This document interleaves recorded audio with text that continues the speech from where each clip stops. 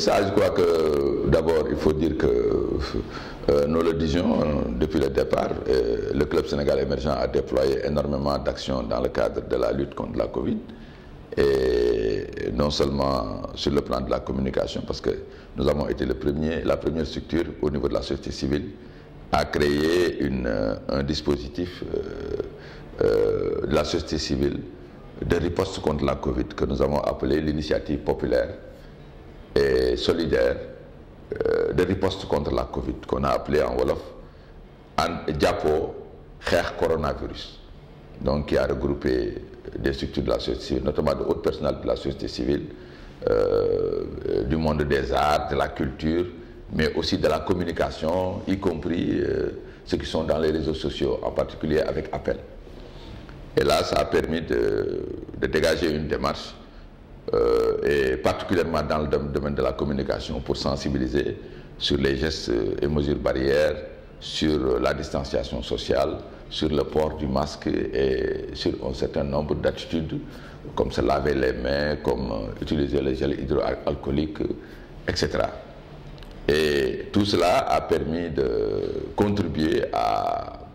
amener notre pays à un peu être plus résilient vis-à-vis du coronavirus. Et cela a fait que lorsque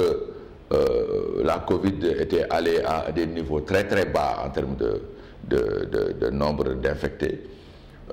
et après, bien avant même la consécration de notre pays comme deuxième au niveau mondial, nous nous étions réunis pour décerner des distinctions au personnel de santé et au ministère de la Santé. Et cela a été une grande occasion que nous avons organisée et qui a eu un retentissement national sous la direction du ministre de la Santé, M. Abdoulaye Diouf Sarr, que nous remercions. Mais à l'époque aussi, nous avions averti les gens pour leur dire que tant que la Covid n'était pas vaincue sur le plan médical et scientifique, il ne fallait pas crier victoire. La véritable victoire sera le jour où la Covid sera vaincue scientifiquement et médicalement. Parce que sur le plan économique, les mesures que nous prenons, ce sont des mesures en réaction aux impacts négatifs de la Covid. Mais tant que la Covid va être là, on avait dit que aussi la Covid a des évolutions liées au climat. Et la vague de fraîcheur, nous avons vu avec la vague de fraîcheur, aussi bien en Europe qu'en Afrique, a amené les indices en fait d'une seconde vague. Et donc depuis le début du mois de décembre, à maintenant, nous avons vu vraiment une multiplication des cas qu'on n'a jamais vu, même au temps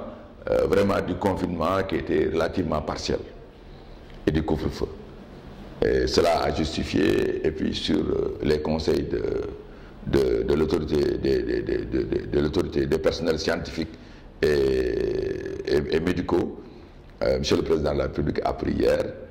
une mesure restrictive par rapport à Dakar, la région de Dakar, mais aussi la région de Thiès, qui aujourd'hui, d'après les informations, concentre plus de 90% des cas. Donc c'est un couvre-feu qui est instauré et qui va s'étendre, je crois, pour le moment sur 12 jours,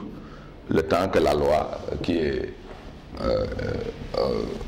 en cours à l'Assemblée nationale pour son adoption puisse être votée et permettre peut-être, si la situation s'aggrave, de prendre d'autres mesures encore beaucoup plus drastiques. Voilà, nous saluons donc ces mesures qui montrent encore que le président de la République et le gouvernement sont toujours d'attaque avec les populations. Maintenant, ce qu'il faut déplorer, c'est vraiment après la première vague, quand les indicateurs ont presque commencé à virer au vert, le climat de laxisme et de laisser-aller qui a commencé à s'installer dans le pays, allant jusqu'à faire dire à certains que la Covid en fait n'existait pas. Et pour d'autres, les gens avaient jeté les masques et les cérémonies familiales, religieuses et autres ont commencé encore à être multipliées. Donc je crois qu'il faudrait que nous puissions avoir des attitudes plus responsables et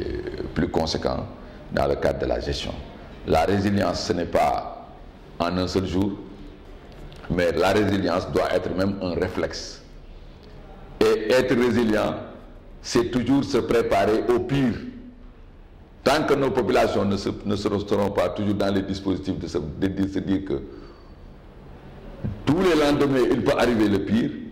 ils ne seront pas dans les attitudes de pouvoir gérer toutes les situations et de bien les gérer. Et je crois que c'est cette attitude-là de résilience continue, de résilience forte, mais aussi de résilience déterminée